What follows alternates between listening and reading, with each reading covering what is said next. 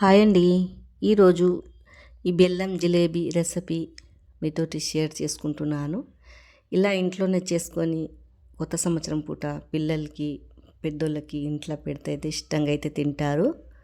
చూడండి, ఇది ఎంత బాగా జ్యూసీగా అవుతుంది. బెల్లముతో చేసిన జిలేబీలండి.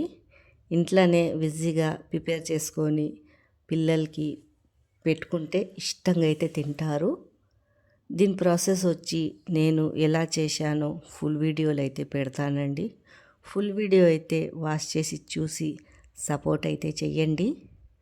మీరు ఒక లైక్ అయితే ఇవ్వండి. మీ ఒక్క లైక్ వల్ల చాలా సపోర్టింగ్ అయితే ఉంటుంది.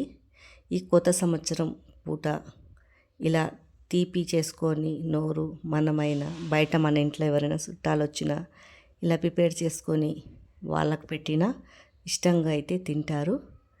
ఇది ఎలా వచ్చిందో రెసిపీ కామెంట్ అయితే చెయ్యండి.